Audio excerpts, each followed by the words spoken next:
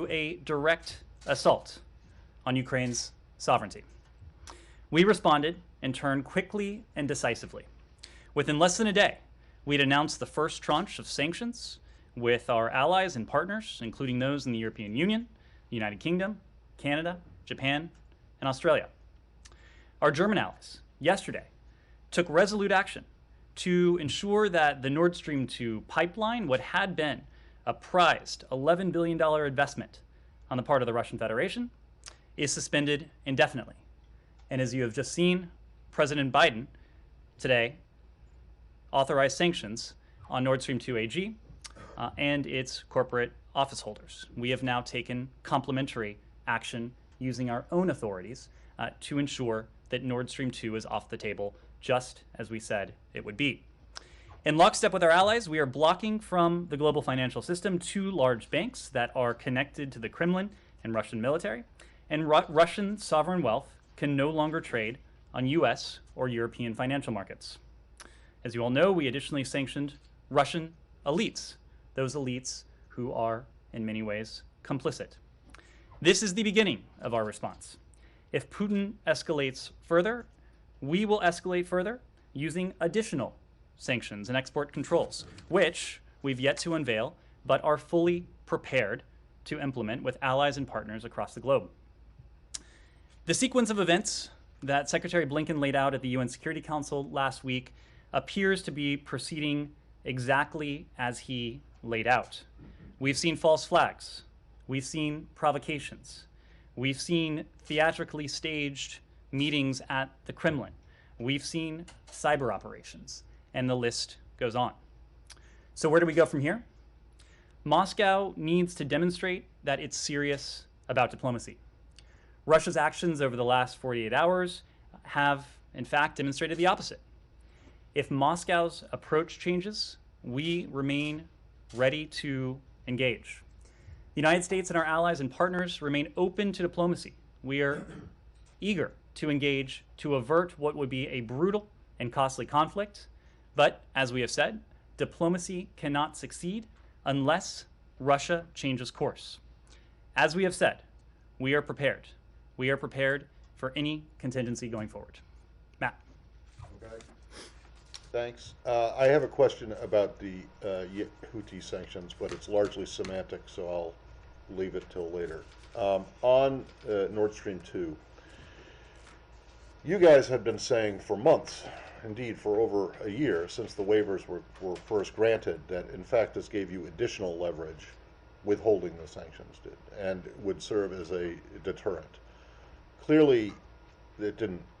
It didn't provide you with any leverage at all that we can tell, because of what you just said in your opening statement about the invasion beginning. So, you know, how do you explain to people why you didn't impose these sanctions earlier? So, Matt, it's important, and let's just rewind the tape and remember what has happened in recent hours.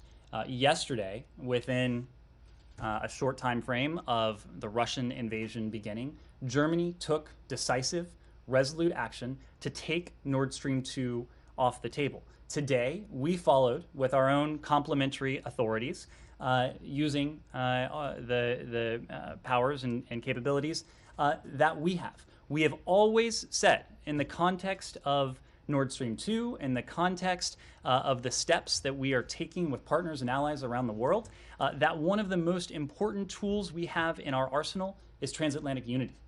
The fact that Germany acted so quickly, so decisively, is in many ways a product of the coordination, of the consultation we have done now with two successive German governments. Of course, it started with Chancellor Merkel and her government, and in more recent months, we have had concerted discussions with Chancellor Scholz and his government. The fact that we are acting in unison immediately to take these steps that essentially remove Nord Stream 2 from the equation, that is a byproduct, that is a result of the work that we have done together with the German government over the course of these last several months, over the course of the last year or so. So it sounds to me, correct me if I'm wrong, that your argument is that if you had imposed the sanctions earlier, the Germans wouldn't have suspended done what the Germans wouldn't have done what they did yesterday, or it would have been a much bigger lift to get them to do that. What we have said in our strategy has been predicated on the knowledge that transatlantic unity is the most powerful instrument we have. That's fine, but I don't. But look, the pipeline's already been built.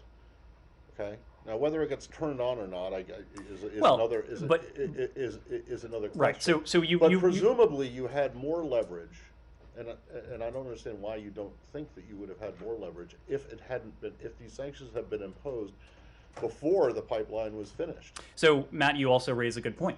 The pipeline, when this administration came into office, was more than 90% complete. We have imposed sanctions under PISA on a number of targets associated with this pipeline, persons and entities.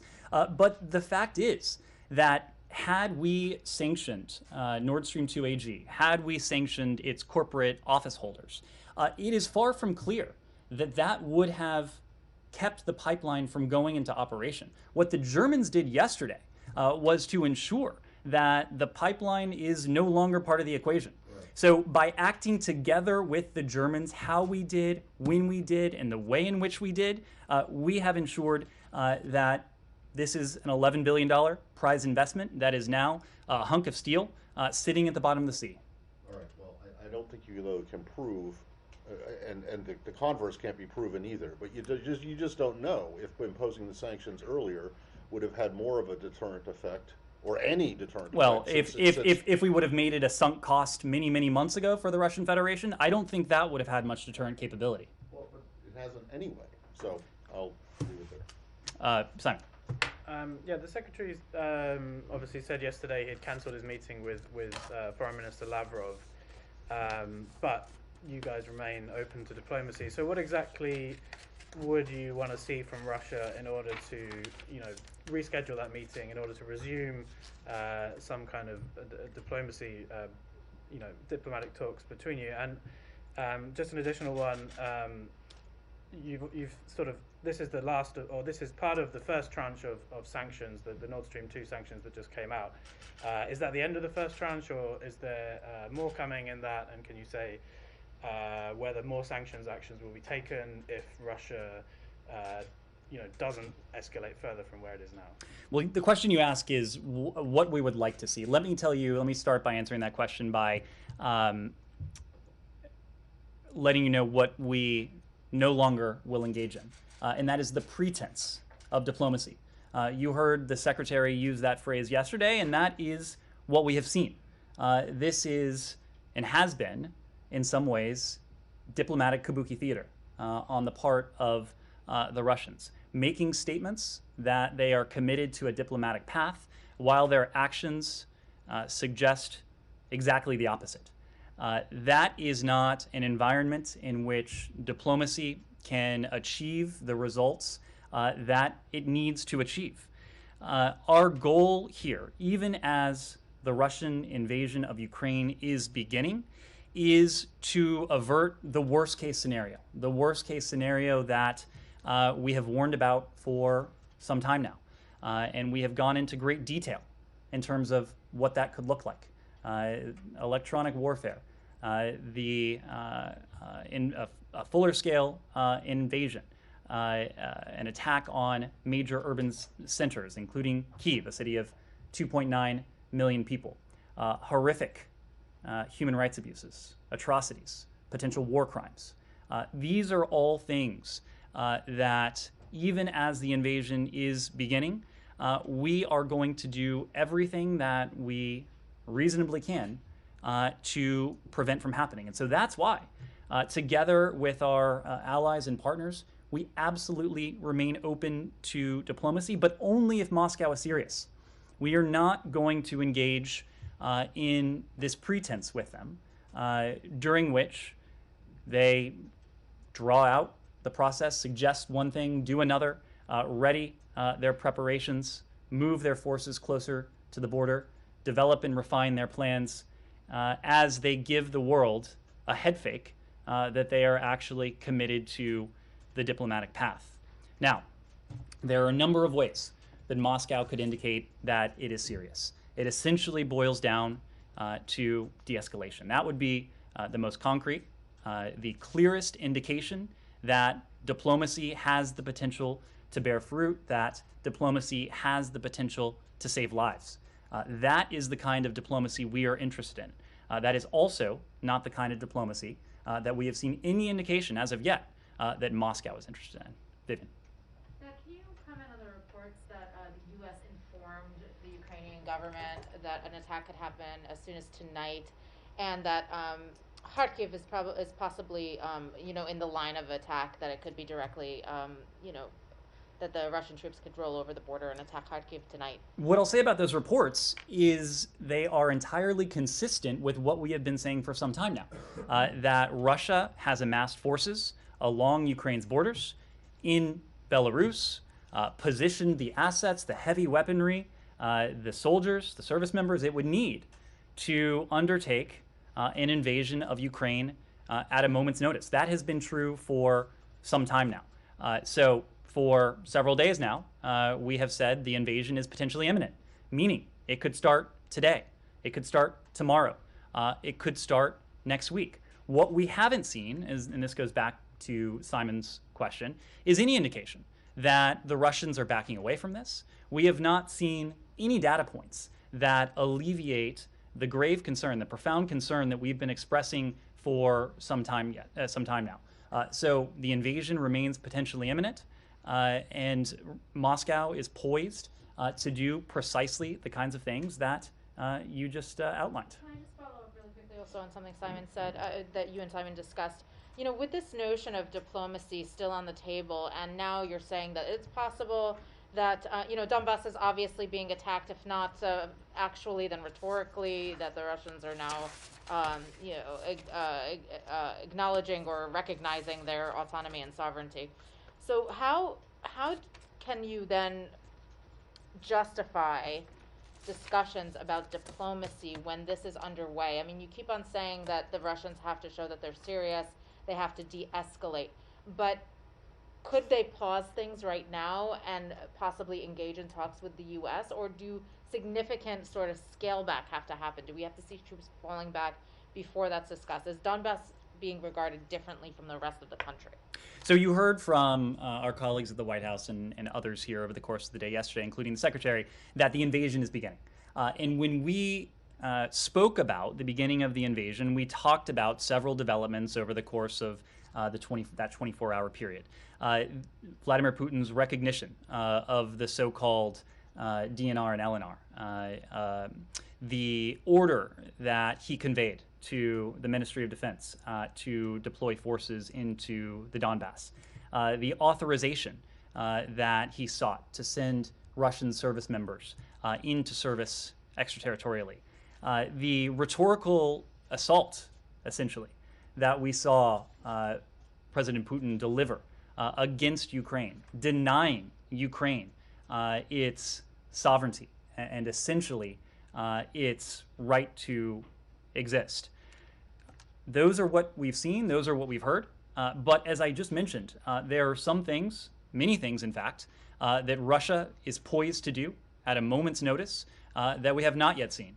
A large-scale invasion, an assault on urban centers, the human rights abuses, the potential war crimes, the atrocities that we have great concern could take place. These are all things that we want to prevent. So you asked the question, why would we engage in diplomacy? Well, we would engage in diplomacy to save lives. We would engage in diplomacy to prevent an all-out war. This is a war that would be brutal, it would be costly, it would be, in many ways, devastating for the Russian Federation, of course, for the Ukrainian people, and the way in which the Russian Federation would wage this war, you heard from the National Security Advisor, it would not be a type of conflict that you might imagine over territory or over concrete ends. You heard the National Security Advisor make the case that this would be a war waged against the Ukrainian people to subjugate them, to crush them, to exact, in many ways, revenge. This is what we want to prevent. So we are ready to engage, but we need a partner. We need a negotiating counterpart that demonstrates seriousness of purpose. We have not seen that from the Russian Federation. In fact, we have seen the opposite at every turn. Andrea. We have diplomats right now in Lviv, or are they spending the nights in Poland and going back and forth? Have we made any kind of commitment to the safe passage, to any kind of extraction, if you will, for key members of the Zelensky government, if necessary? And what would be our commitment to any insurgency that developed, given if it were a full-scale invasion, if any? I mean, there was training, there was support. And one final question. Should write these down. Sorry. Your reaction to former Secretary of State Pompeo and former President Trump praising Putin's cleverness, strength, and smartness in the last couple of I'll start days. with that one. I have no response. In fact, I have no words. To move on to Lviv, I think what you heard from us on Sunday is that the Secretary had determined that it was in the best interests, of the safety and security of our team on the ground, for them to temporarily relocate into Poland. They have been spending the night in Poland, but they have been regularly, essentially commuting back into Lviv. Our charge, Christina Kavin, has been leading the team back on the ground in Lviv. We have every expectation that they will continue to do so as long as the security environment remains permissive. When they are on the ground in Lviv, they're able to undertake emergency consular services to help Americans who may be seeking to leave the country. They are engaging with our Ukrainian partners, and they have important missions that they're able to fulfill in Lviv. But regardless of whether they're in Lviv, whether they are in Poland, that in no way changes the commitment we have to our Ukrainian partners. It in no way diminishes the partnership we have with Kyiv. We've remained in constant contact with our partners in the Ukrainian government, and that takes me to your question about any advice we may have passed on to the Zelensky government. The fact is that we are in contact with our friends and counterparts in Kyiv on a daily basis. As you know, Foreign Minister Kuleba was here yesterday. The president had an opportunity to speak to President Zelensky over the weekend. The secretary was in the Oval Office for that call. The President Zelensky, and his team know that they have the steadfast and unwavering support of the United States. Of course, our goal in all of this is to avert that worst case scenario, the worst case scenario that we've already talked about in the course of this briefing. The fact is that the president and his team will make decisions in the coming days based on the best interests of their country and their people. The foreign minister was asked a question about this just yesterday. He provided an insight into their thinking, but these will be decisions that our Ukrainian counterparts will make based on their own determinations and their own calculus. In terms of our, let me put it this way, in terms of our continued assistance to our Ukrainian partners, the president has made very clear that in the event of a Russian invasion, which, as we have said, is beginning, we will not only continue our defensive security assistance to our Ukrainian partners, but we will double down on it.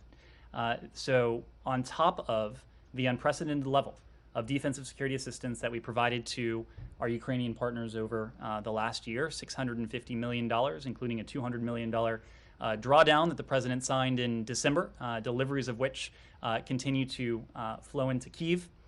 Flow into Ukraine, I should say. We will continue, not only continue to provide that support, but we will look to further that defensive security assistance for our Ukrainian partners. Kylie. I'm just wondering if Russia has responded at all to Blinken's letter yesterday, and what diplomatic conversations between the U.S. and Russia have looked like in the last 24 hours. What I'll say is the Secretary laid out for Foreign Minister Lavrov in a private communication the fact that under the current circumstances and what we have seen from the Russian Federation so far, our conclusion that a meeting this week in Geneva would not serve the purpose that any such meeting would need to serve. And first and foremost, that is to avert a brutal, massive, costly conflict. The Russians and all of you later heard that publicly from Secretary Blinken.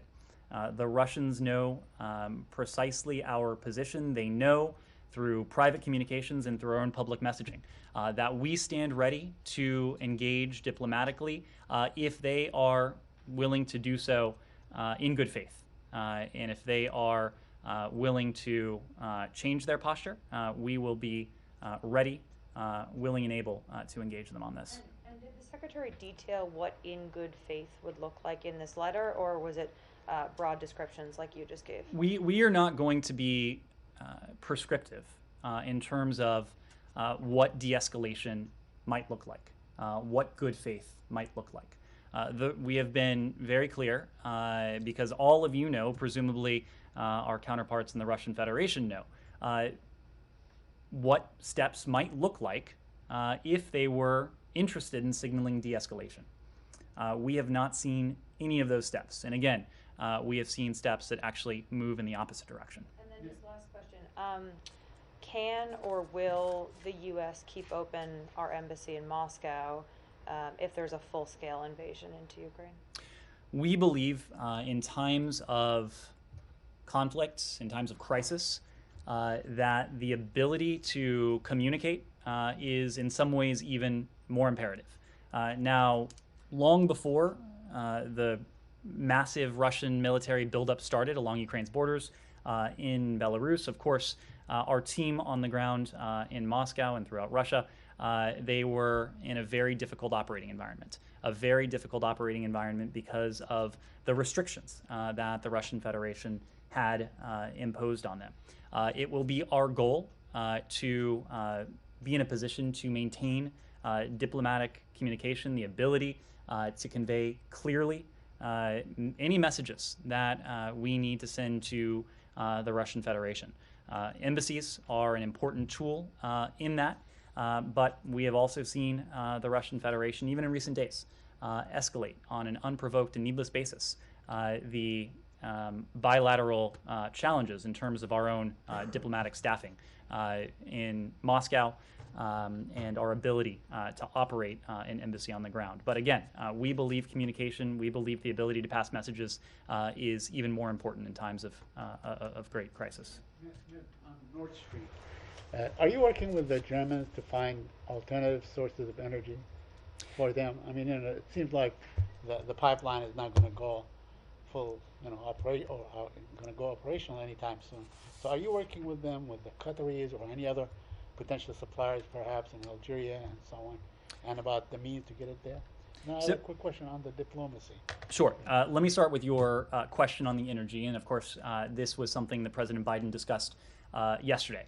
We have been frank, we've been candid with the American people that our measures, the measures we have and are prepared to impose on the Russian Federation, certainly won't be cost-free for the Russian Federation, but they won't be entirely cost-free for the rest of the world as well. And so that is why we are working with countries around the world, executing a plan with major producing and consuming countries to secure the stability of global energy supplies, whether that's oil, whether that's LNG. For energy consumers, and you heard this from Deputy National Security Advisor Dalip Singh yesterday, he made the point that we all have strategic reserves at our disposal. And those reserves, we know, could support the supply of global energy. The White House announced such a move late last year. There are other countries that have their own strategic supplies. For energy producers, we know that many of them have spare capacity to provide supply to global markets that could balance those markets in the event of any supply disruption. More broadly, we've been very clear with the Russian Federation that any further attempt to weaponize energy, to constrict flows with malign geopolitical intent or purpose, would have massive consequences. And to your point, would only further the longstanding effort to diversify energy supplies for Europe and the rest of the world. We have heard from a number of countries, including Japan, including Australia, including Slovakia, that they are taking concrete steps in terms of global energy markets. We expect other countries will have announcements of their own. We also know that the International Energy Agency has announced that it's monitoring and consulting with member states to ensure market stability going forward. But to the question about diversification of supply, this has been a long-standing goal of ours. And to go back to the question of Nord Stream 2, there was the communique that together we drafted and finalized with the German government over the summer, in the summer of July of 2021. It laid out a series of steps that Germany committed to taking with Ukraine to help Ukraine diversify its supply of energy, cognizant that Russia had weaponized energy flows in the past, and Russia might have been looking to do so again in the future. If Russia were to take that step, we've been very clear about the massive consequences that would befall it. Very quickly, Bob, on Kylie's and your response on diplomacy. So, are you urging the Ukrainians not to cut off relations with Russia? And because there was talk that they might cut off all diplomatic relations with Russia. That's a decision for the Ukrainian government to make. Of course, but are you bringing that in the I mean, if they decided to cut off their relations with Russia, you wouldn't say, no, don't do it now, or go ahead, do it, whatever. That is a decision for the Ukrainian government to make. Again, the Russian Federation has launched an assault on Ukraine's sovereignty, on its territorial integrity, in many different ways, in many different forms. But the decision as to whether to continue diplomatic relations between Kyiv and Moscow, that's something that Kyiv will have to decide. On the diplomacy, I'm curious about your reference publicly from the podium to what the Russians have been doing as kabuki theater. What specifically are you referring to? The meeting in Geneva between Secretary Blinken and Foreign Minister Lavrov, the UN Security Council meeting last week, or even yesterday, whatever it was, a day or two ago, the Russian National Security Council. So I think you could point to any number of steps. What comes to my mind immediately was the dramatic theatrical scene we saw. I guess it was last week now, between President Putin and his deputies, in which they had what was scripted, I assume, to be a pretty candid exchange, indicating that the Russian Federation should pursue diplomacy, only as at that very moment and in the days that followed, we saw additional Russian forces go to the border. We saw additional Russian forces take up readiness. That is not consistent with a country that purports to be interested in diplomacy. No, but that is not diplomacy per se. That was an internal government meeting, whether it was staged. That was kabuki theater. I think we can agree. Fine, yeah, but I want to know if you're talking about the meeting in Geneva between the Secretary and I was referring to the You're incident of kabuki theater that I just mentioned to you. Okay, because I just want to make sure that you don't think, you're not now in a position where you think that the meeting in Geneva that did happen was a waste of time and simply an entertainment. Look, I wouldn't want to characterize the Security Council meetings are a waste of time because I just want to make sure that you're not so talking about the UN Security those. Council meeting most certainly was not a waste of time because the Russian Federation and the entire world heard from a number of countries the broad and strong consensus that this should be resolved diplomatically and that state sovereignty should be an inviolable principle. That certainly was not pointless. Yes. Sure. Because before the Security Council meeting, U.S. officials said that they believed Russia could be using it as a pretext for this invasion. And you said earlier that this is and has been in some ways kabuki theater all along. So are you, to Matt's point, are you making the assessment that the Russian Security Council meeting you're referring to? No, sorry, the one last Thursday before there was a briefing where U.S. officials said they believed, given the document that the Russian mission circulated, that they were going to use the meeting as a pretext. So do you assess now that all of these diplomatic engagements were part of a charade to give Russia cover, to show that they had been, engaging in good faith diplomacy in their mind.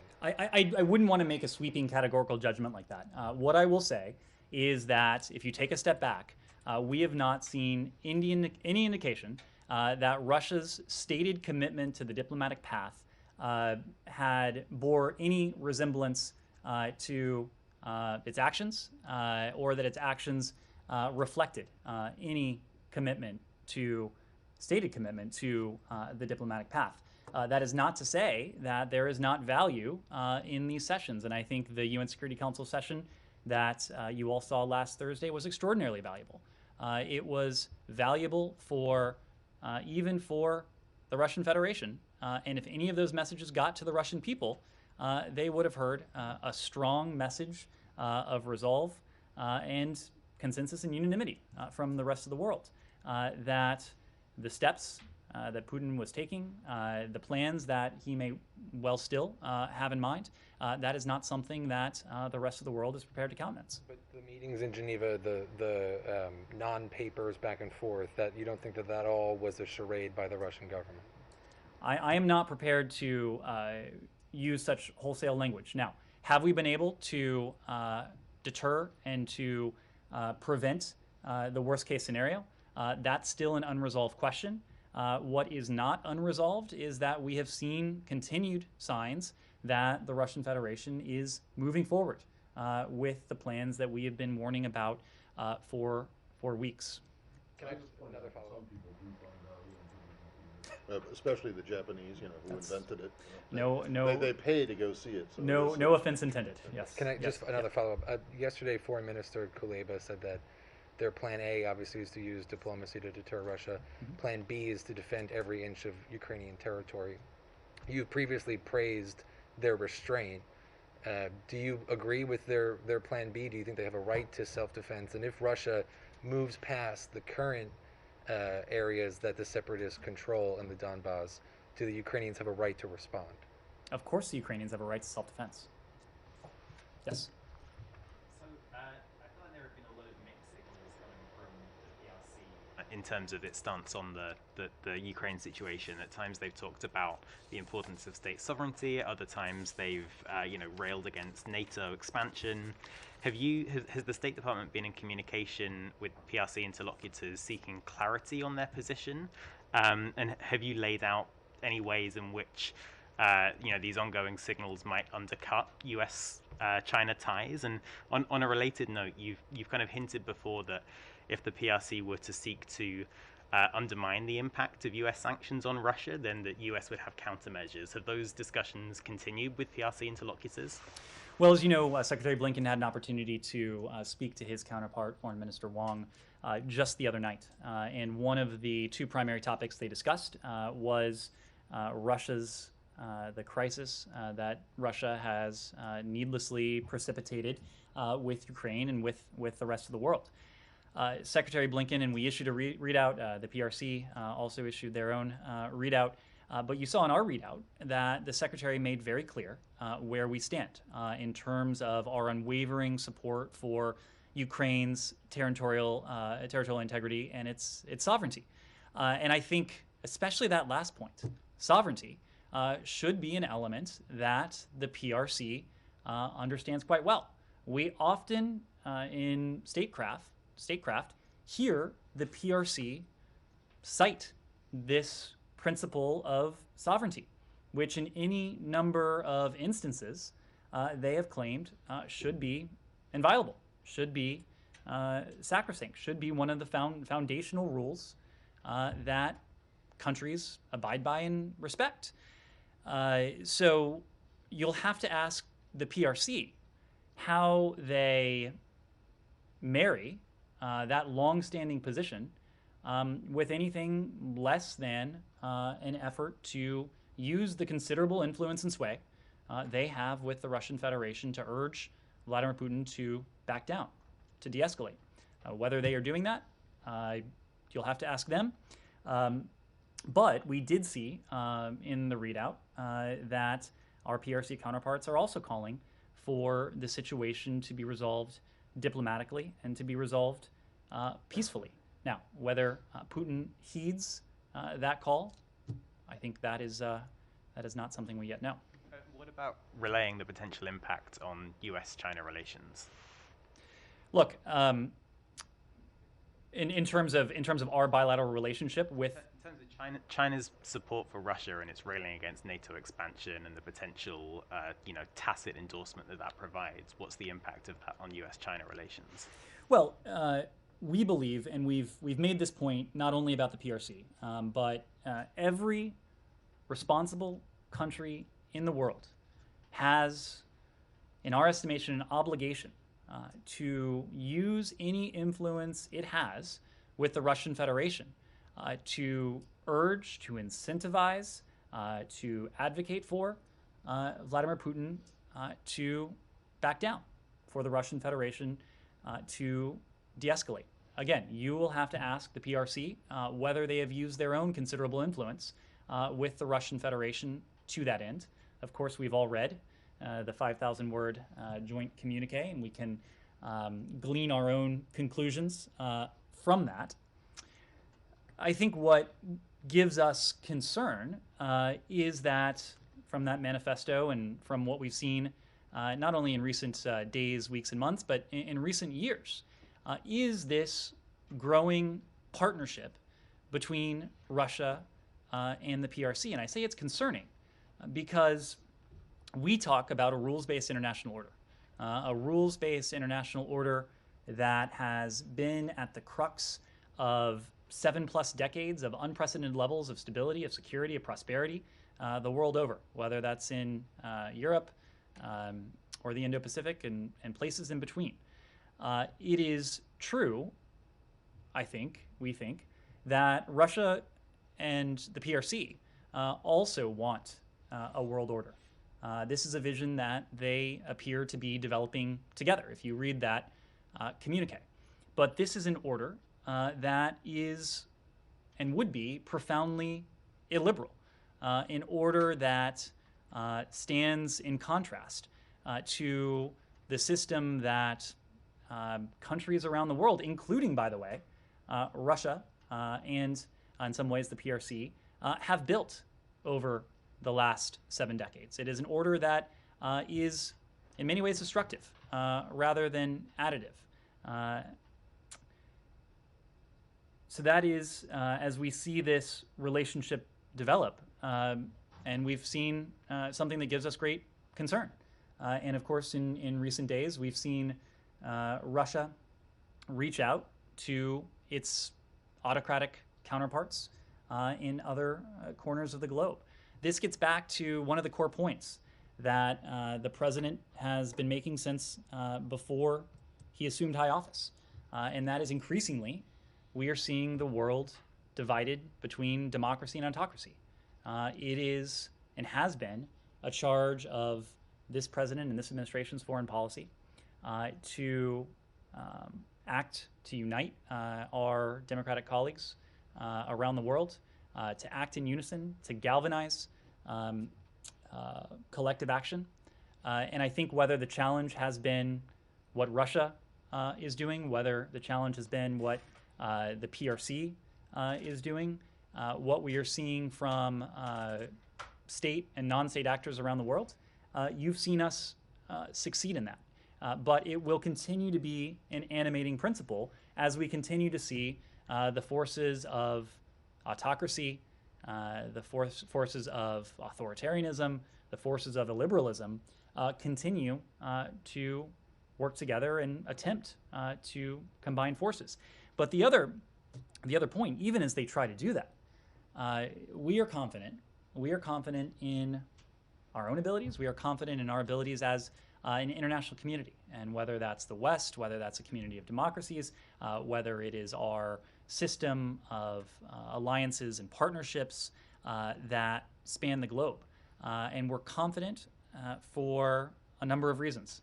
If you look at it quantitatively, we have 50% plus of global GDP. We have a large share of the world's population. China and Russia, in terms of their GDP, are what, 20% of global GDP? We have innovation, we have entrepreneurship, we have a shared set of values that we really think are a core instrument of national power. And we know that when we put all of this together, especially when we act with our allies and our partners, as we've done in the face of the challenge that Russia has posed, in the face of the challenge to the rules-based international system that the PRC has posed, or even when you talk about the threats and challenges that we face that are not state actors, climate change, COVID, economic recovery. We know that acting together, we are situated to take on any threat, to seize any opportunity.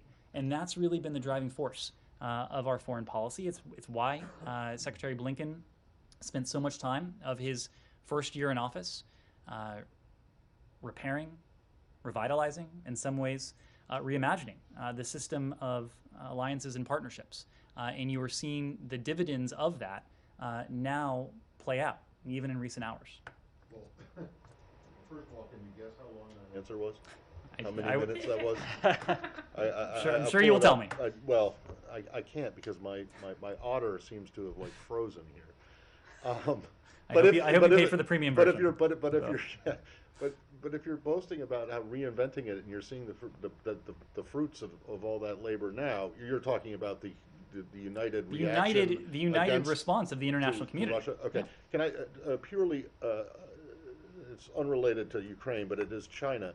And that is something that I know Nike is interested in and has been asking about before. But there is barely an anniversary an anniversary in diplomatic history that goes by without the U.S., the State Department at least, if not the White House, making some kind of comment about it. And in that light, regardless of how tense or strained relations are now with China, why is it that there hasn't been any mention of Nixon's, former President Nixon's, the 50th anniversary of former President Nixon's visit to China, which was, a pretty groundbreaking event when it happened, paved the way for recognition, U.S. recognition of the PRC and opening of diplomatic relations. And it seems to me that it would make sense for there to be some kind of mention of this, or are you just like embarrassed by it now and think that it should never have happened? I don't think, certainly not the latter. Matt, there are some anniversaries that we commemorate. There are other anniversaries that we don't. I'm not aware of any plans at the moment for a statement, but about like the 17th anniversary of U.S.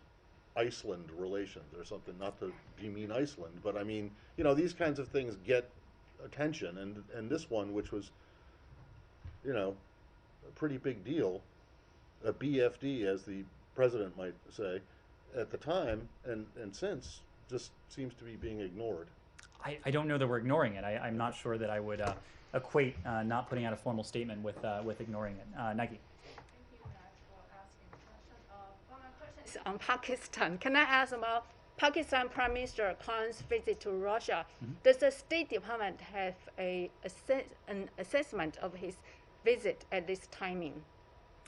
Well, we're certainly aware of the trip and the points I made earlier about the PRC in some ways apply here. We believe it's a responsibility of every responsible country around the world to voice concern, to voice objection to what Putin appears to have in mind for Ukraine. We've communicated to Pakistan our position regarding Russia's further renewed invasion of Ukraine, and we have briefed them on our efforts to pursue diplomacy over war. We have a long-standing partnership and cooperation with Pakistan. We view our partnership with a prosperous, with a democratic Pakistan as critical to U.S. interests, and we certainly hope when it comes to those shared interests, the aversion of a costly conflict, the aversion of a destabilizing conflict, that every country around the world would make that point clearly in unambiguous language in their engagements with the Russian Federation. Andrea. Can I just follow up on Khan's visit? On the timing of his visit, Is it to the U.S. read that he's indirectly endorsing Putin? You would have to ask the Pakistani government what the I'm asking intent your is. read. You would have to ask the Pakistani government. I'm just not in a position to offer an assessment on the timing of a foreign counterpart's travel to another country. Yes, Andrea. A different assessment of Vladimir Putin than the one that this government had, that this president had after Geneva? Or was the previous assessment wrong? The previous assessment and the assessment now is that we would prefer a relationship with Russia that is stable and predictable. But at every turn before Geneva, or just about every turn before Geneva, and at turns since Geneva, the Russian Federation has indicated that they have apparently little interest in that type of relationship. So we've always said that, and we said this before Geneva when we responded decisively in response to interference in our elections, in response to the Russian Federation's use of weapons of mass destruction against dissidents on foreign soil for solar winds, that we would respond decisively, strongly in response to these types of activities. We have. The same is true if Russia continues its invasion of Ukraine. Same principle applies. Separate question on a different subject, if I could ask a quick question about Iran. Okay. Any final questions on Russia, Ukraine before we move on? Okay. Please. Yes. Today, the Russian ambassador to Washington said that he doesn't remember a single day that when Russia lived without restrictions from the Western world. Putin proved he's immune to sanctions. He has $600 billion in Federal Reserves. He has been in the driving seat making decisions to which the West is responding now and was responding since 2008. Are you thinking of a strategical approach to deal with this? You just said that they are trying to change the world order. So to the statement from the Russian Federation that they have been under sanctions since 2014, that is, of course, accurate. The sanctions that we have put in place and that we will continue to put in place are qualitatively different from any measures that the United States or any other country has imposed on the Russian Federation, including in 2014. So if they are comparing what they've been under now to what they will be under in going forward, if this invasion moves forward, that would be a profound miscalculation on their part. When you talk about and think about the sanctions that we've already put in place, Nord Stream 2 is off the table. The Germans have taken decisive action. We have taken decisive action. That's an $11 billion project that is now a piece of steel at the bottom of the ocean. We have, in lockstep with our allies, put in place blocking sanctions against the fifth largest Russian financial institution. That's $50 billion in assets. We've put in place blocking sanctions against another bank that funds the Ministry of Defense with some $35 billion in assets. In other words, these institutions can no longer make any transactions with the United States or with Europe, given the EU's own corresponding actions in this regard. Here's the other point. With the authorities we have, with the intent we have, no Russian financial institution is safe if the invasion proceeds. As you heard from Dalip Singh yesterday, we are ready at the press of a button to take action against the two largest financial institutions in Russia.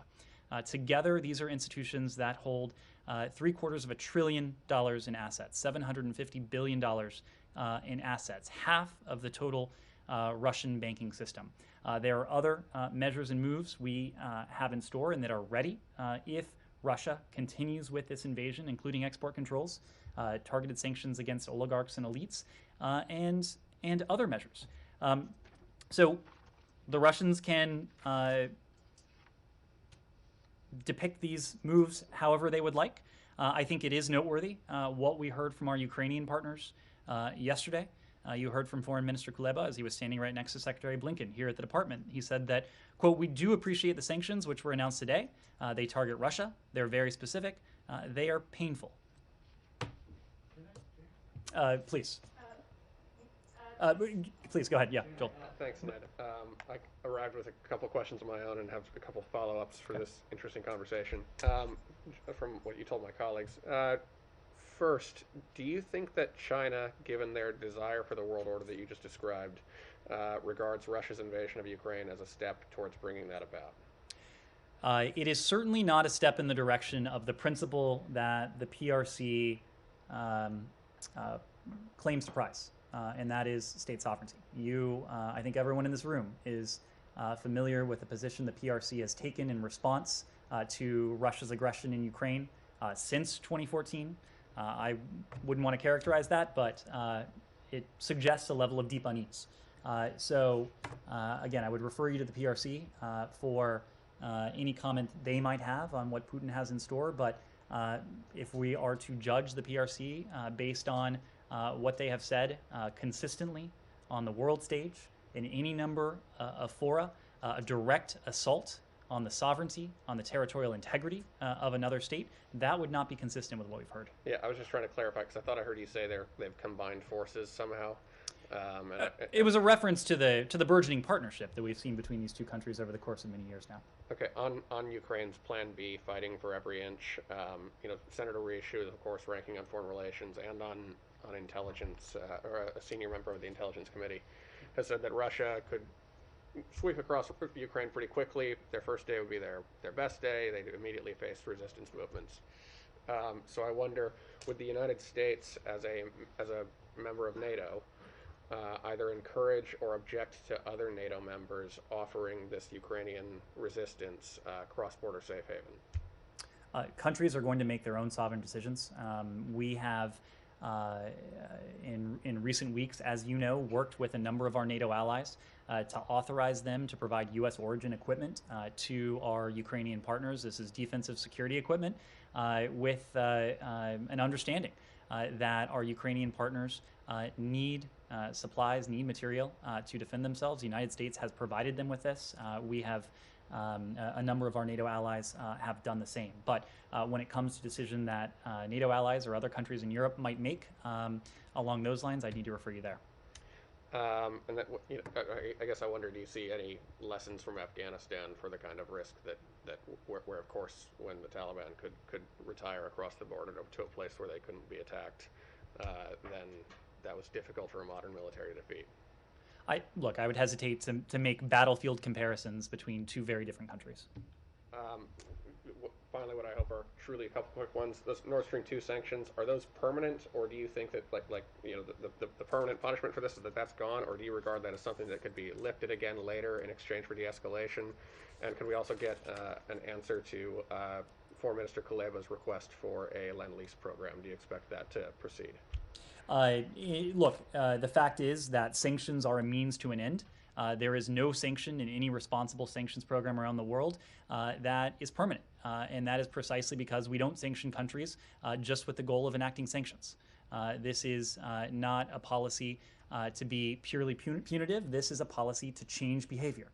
In this case, this is a policy to deter a further Russian invasion of Ukraine, to deter a war, a bloody, costly, devastating war that would take place on European soil and that would constitute the greatest threat to peace and security since the conclusion of World War II, certainly since the end of the Cold War. Wait, so now the imposition of sanctions is a deterrent? I thought we just spent the last couple of months, you and the administration spent the last couple of months arguing that the threat of sanctions was the deterrent, and that if you actually imposed them, then you would lose that deterrent. Matt, you've heard us say. Well, you can't have it both ways. We're not having it both ways, Matt. You have heard us say very clearly: if Russia's invasion escalates, if Russia's actions escalate, so too will our response. We are prepared to enact an escalating series of measures against the Russian Federation unless that the Russian Federation changes course. So look, I don't have any response to that, but specific response to that. But I will make the point that this has not been Lend-Lease. This has been a program of provision. We have provided our Ukrainian partners with, over the course of the last year, $650 million worth of defensive security assistance. We're in a constant conversation and dialogue with our Ukrainian partners about their defensive security needs, and that will continue. As I mentioned before, if the Russian invasion continues, we will not only continue with that provision of security assistance, but we'll double down on it. So Yeah, could I change topics? anything Yeah, left on very Russia, quickly Ukraine? On the Palestinian. In the very back, please. But we listened to the Russians also, and they present also, as they say, their legit security grievances. And it seems the West, in a way or another, did not reach any common. To which extent the U.S. and NATO now is really going into this offer of diplomacy? Where is the West going to give in into the security demands from Putin? So this is something we've spoken to at great length. It's actually something that we put in writing at some length. Subscribers of El País can see it with their own eyes. But we've been quite clear that there are some quote-unquote demands that the Russian Federation has put forward that are non-starters for us. The very principles that are at stake in terms of the rules-based international order, those are not negotiable. The idea that any other country can dictate the policy choices, whether foreign policy or domestic policy of any other country. That is not something we're going to negotiate. International borders, internationally recognized borders, sovereignty, the inviolability of borders, that is not something that is up for negotiation. But there are some areas that would improve our security, our own security environment, the security environment of the transatlantic community, and could address some of the stated security concerns of the Russian Federation. And we've delineated a series of those. Discussions regarding the placement of offensive missiles in Europe, broader arms control protocols, protocols regarding stability and transparency, confidence building measures. There are a number of areas that we think have the potential to be fruitful if we find a negotiating counterpart in the Russian Federation that operates in good faith. We have not found that yet. And I think at this stage, those sort of broader areas may not take precedence to the first priority that we have, and that's averting a bloody, costly, devastating war in Ukraine.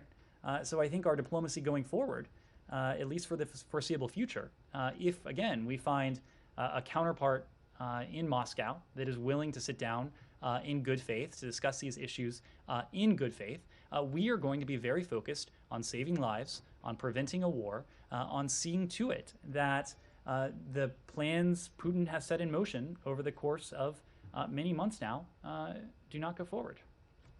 Connor. Trevor Reed and Paul Whelan, do you have any indication that their cases are being treated separately from all this? Any concerns that the crisis would affect their detentions?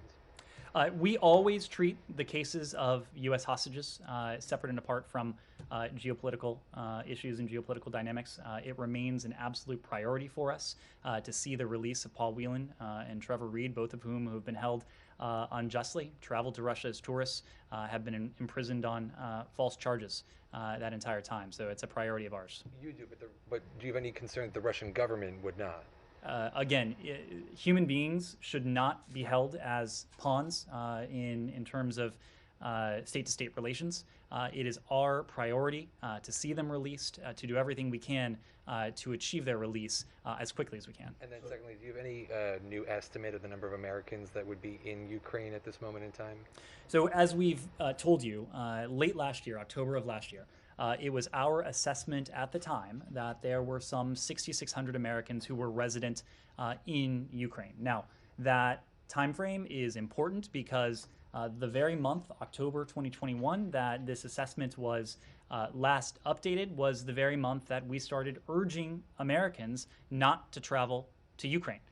In more recent weeks, as you know, we have been recommending and even more recently urging Americans to leave Ukraine. So I think there is every expectation that the number of Americans who were resident in Ukraine late last year, October of last year, is far lower now than it was then. I can tell you procedurally, we have been in repeated contact with Americans who remain in Ukraine. We have asked them to provide us with their contact information so that we can continue to be in communication with them, to urge them to leave the country, to avail themselves of commercial and private options that continue to be available, and to provide any form of support that they may need in doing so. And that includes a repatriation loan if they're not able to afford the return travel on their own.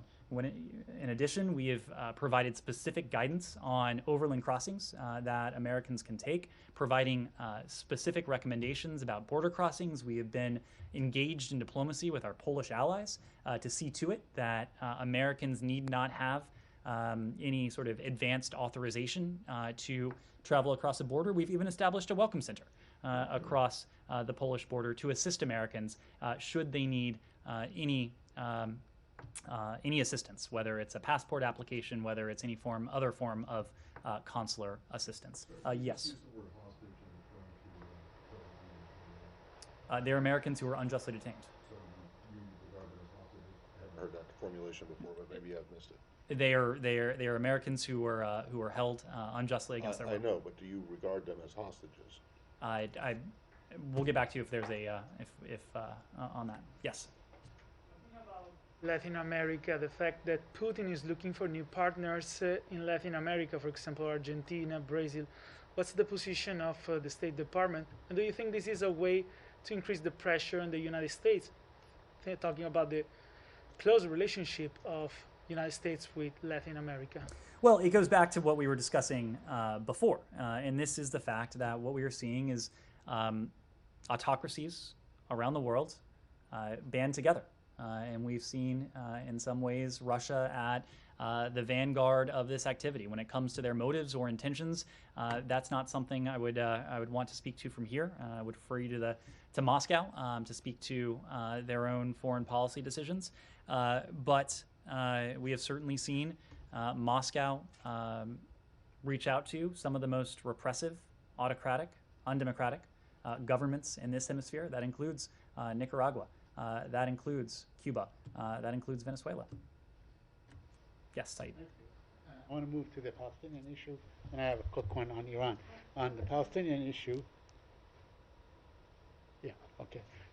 on the Palestinian issue, I know I have asked in this room many times before on your position regarding the practice of administrative detention by Israel, to which all Palestinians at one time or another probably experienced. And there's one particular case, a 14-year-old boy who has been falsely accused. One Israeli judge after Israeli judge threw it out of court, but the authorities keep him in prison. They keep renewing this. He has a neuromuscular disease. He might die in prison. Will the United States call on Israel to quit this practice, especially against children who have been found innocent by their own judicial system? Said, you've heard this from us before, but we urge. His name, by the way, is just for the record, Amal Nakhla. We urge the full respect for human rights in Israel and the West Bank and Gaza. As we've said many times, Palestinians and Israelis alike equally deserve to live safely and securely, to enjoy equal measures of freedom, of security, of prosperity. Do not arrest Israelis and put them under administrative Said, detention. and again, you have heard this from us before, but we continue to elevate the role of human rights in our foreign relations and to encourage, to your question, legal reforms that advance respect for human rights of all individuals. My second question also pertains to the holding of dead Palestinians, killed Palestinians, those who have been killed by the Israeli authorities for years on end. Is that a form of collective punishment? Does this administration view this as a collective punishment? We have stressed to Israel, both publicly as well as privately, our strong hope that any measures that Israel takes would be designed to avoid further escalating tensions and to take into consideration the impact of any such measures on the Palestinian people. And lastly, on Iran, should we expect some sort of a deal or returning to the deal over the next few days, as was suggested? Well, you've heard this from my colleagues, but there has been significant progress, and we are close to a possible deal. But at the same time, a number of very difficult issues remain unresolved. What we know is that there is very little time remaining to reach a deal to resolve these remaining issues, given the pace of Iran's nuclear advances. You've heard us say this before, but it remains true that even as we are narrowing the set of issues we're discussing, nothing is agreed until everything is agreed. If Iran shows seriousness, if it demonstrates serious of purpose in Vienna, we believe that we can and should reach an understanding on a potential mutual return to compliance in short order, potentially within days.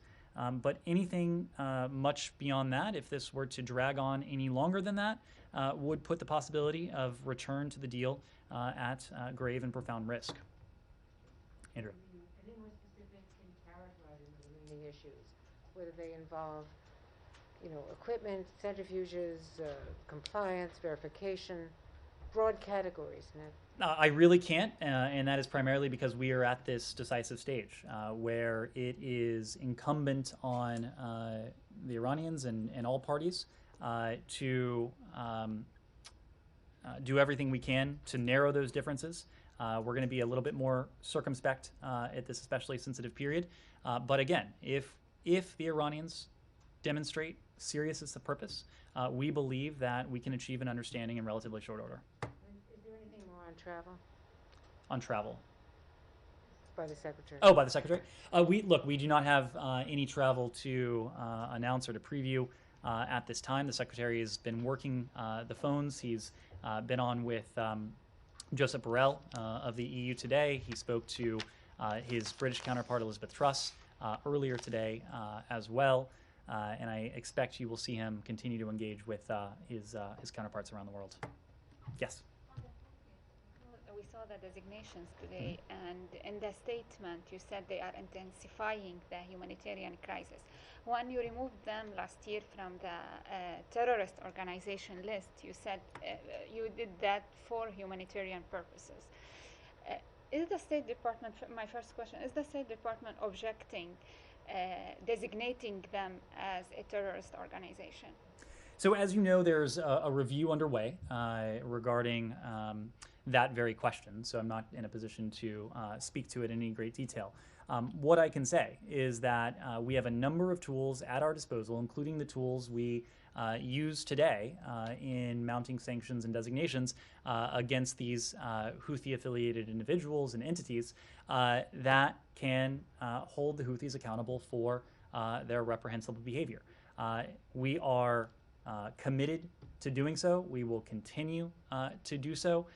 We will use every appropriate tool to hold accountable those Houthi leaders who are responsible for the terrorist attacks against our partners in the region, for the violence in Yemen itself, for the humanitarian emergency, which by many estimations is now the world's worst humanitarian catastrophe, with some 16 million people who are suffering from food insecurity and malnutrition.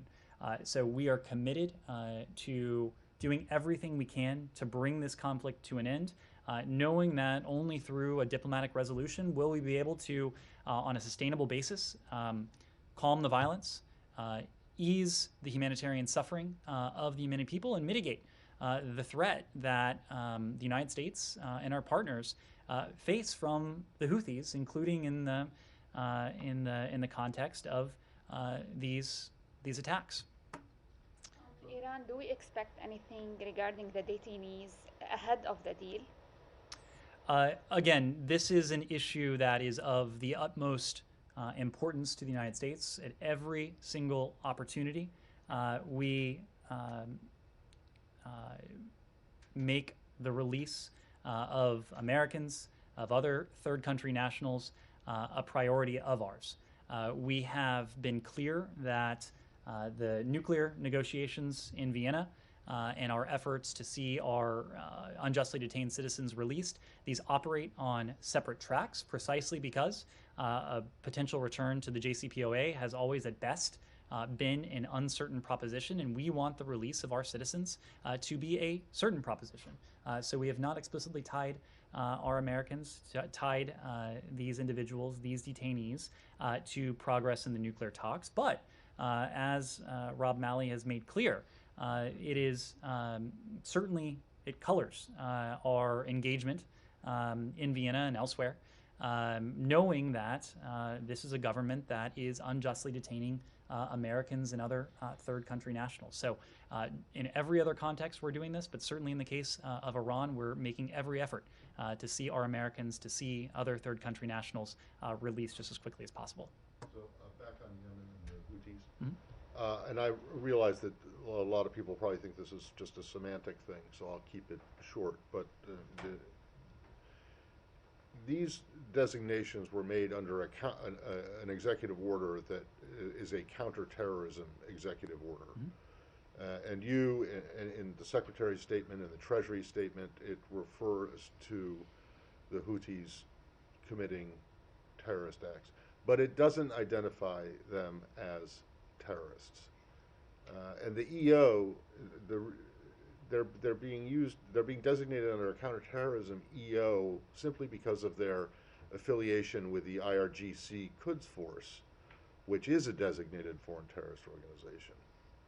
So my question is, do you believe that the Houthis as a group are terrorists? You say that you've designated them under a counterterrorism executive order.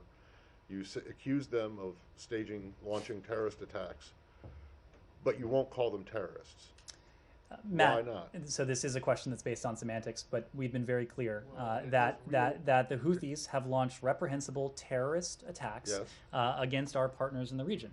These may be attacks that are targeting our partners, but these types of operations have the potential not only to harm citizens of Saudi Arabia, citizens of the United Arab Emirates, but Americans who may be in the region as well. So we have been very clear that these are terrorist attacks. Yeah, but you're not saying that the Houthis themselves are terrorists, and I'm just wondering why. And yes, it's a semantic argument, but I'm just looking at a statement that came out from Senator Murphy and a bunch of his colleagues urging you not to reinstate the foreign terrorist organization designation against the Houthis. So, because it would cause grave damage and economic, humanitarian, even worse humanitarian disaster. But yet, today, you have designated these individuals and entities under a counterterrorism executive order and accused them of committing terrorist attacks. So what's the problem? Why can't you identify the Houthis as terrorists? It is completely consistent that a certain label and a certain authority, in this case the FTO, not be applied to a group that can commit terrorist attacks. There are any number of examples. The groups that aren't FTOs, that you know well, that have committed over the course of years consistent terrorist attacks. This is a question of semantics. This is a question of legal authorities. Political will, right? It is a question of us demonstrating that we have a number of tools and a number of authorities to hold Houthi leaders and others affiliated with this movement accountable for their reprehensible actions, including the terrorist attacks that they've undertaken in recent days against our partners in the region. Can you give me an example of a group that has been committing terrorist attacks for decades that has not been labeled an FTO? Matt, I think there are a number of examples. You could look at the Taliban as a group that is not an FTO that I think you would probably agree has committed terrorist attacks. Thank you all very much.